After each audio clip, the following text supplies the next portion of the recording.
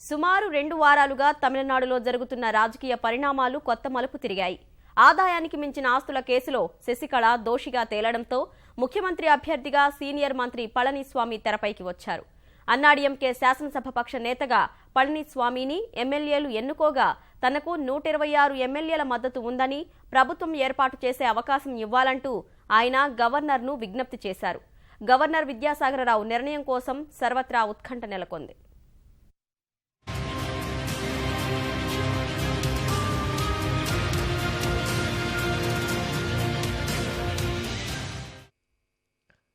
తీవ్ర ఉత్కంఠ పరిణామాల మధ్య కొనసాగుతున్న తమిళ రాజకీయాల్లో మరో కీలక ఘట్టం చోటు చేసుకుంది. తనను ప్రభుత్వం ఏర్పాటు చేసేందుకు అవకాశం ఇవ్వాలంటూ పళనిస్వామి గవర్నర్ విద్యాసాగరరావును కోరారు.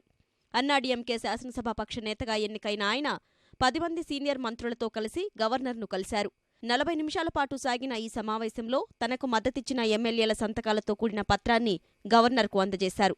మద్దతు జాబితాను పరిశీలించిన గవర్నర్ రాజ్యాంగ విధులకు లోబడి నిర్ణయం ప్రకటిస్తానని విద్యాసాగరరావు హామీ ఇచ్చారు. మరోవైపు బుధవారం పళనిస్వామితో తమిళనాడు ముఖ్యమంత్రిగా ప్రమాణ స్వీకారం చేయించే అవకాశముందని తెలుస్తోంది. ఈ మేరకు రాజ్భవన్ నుంచి అధికారిక ప్రకటన రావాల్సి ఉంది. అంతకుముందు గోల్డెన్ బే రిసార్టులో నాటకీయ పరిణామాలు చోటు చేసుకున్నాయి. సుప్రీంకోర్టు తీర్పుతో ముఖ్యమంత్రి పదవి చేపట్టే అర్హత కోల్పోయిన అన్నాడీఎంకే ప్రధాన కార్యదర్శి శశికళ తన అనునయుడికే బాధ్యతలు కట్టబెట్టేందుకు రంగం సిద్ధం చేశారు. ఆమె సూచన మేరకు అన్నాడీఎంకే శాసనసభాపక్ష నేతగా సీనియర్ నేత కె పళనిస్వామిని ఎమ్మెల్యేలు ఎన్నుకున్నారు. ఈ తతంగం మొత్తం కొవ్వొత్తూరని గోల్డెన్ బే రిసార్టులోనే జరిగింది.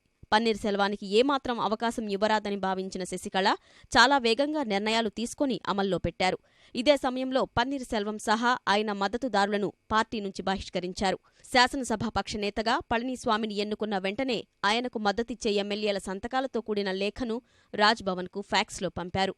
అటు శశికళకు వ్యతిరేకంగా తీర్పు వెలువడిన నేపథ్యంలో అన్నాడీఎంకే నేతలంతా ఐకమత్యంగా ఉండాలని తమిళనాడు ఆపద్ధర్మ ముఖ్యమంత్రి పన్నీర్ సెల్వం పిలుపునిచ్చారు. పార్టీలో వివాదాలు తాత్కాలికమేనని పార్టీ నేతలకు ఆయన లేఖ రాశారు. పార్టీ విడిపోతుందని ప్రత్యర్థులు చూస్తున్న నేపథ్యంలో దీర్ఘకాలిక ప్రయోజనాలను దృష్టిలో ఉంచుకొని సరైన నిర్ణయం తీసుకోవాలని సూచించారు. ప్రస్తుత పరిస్థితులకు అనుగుణంగా నిర్ణయం తీసుకోవాలని నేతలను కోరారు. తీర్పు వెలువడ్డాక పార్టీ సీనియర్ నేతలతో కలిసి తన నివాసం వద్ద మీడియాతో మాట్లాడిన పన్నీర్ సెల్వం తమిళనాడులో అమ్మపాలనే కొనసాగుతుందని ప్రకటించారు. తాత్కాలిక విభేదాలను మర్చిపోదామని సహచర ఎమ్మెల్యేలకు పన్నీర్ సూచించారు. అనంతరం గోల్డెన్ బే రిసార్టులో బస చేసిన శశికళ వర్గానికి నచ్చజెప్పి కలిసి పనిచేయాలని కోరేందుకు పన్నీర్ మద్దతుదారులు బయలుదేరారు. మంత్రి పాండ్యరాజన్ నేతృత్వంలో 12 మంది ఎంపీలు, 12 మంది ఎమ్మెల్యేలు రిసార్ట్స్కు బయలుదేరగా ఆ పరిసర ప్రాంతంలో 144 సెక్షన్ అమల్లో ఉన్న కారణంగా పోలీసులు వారిని అడ్డుకున్నారు.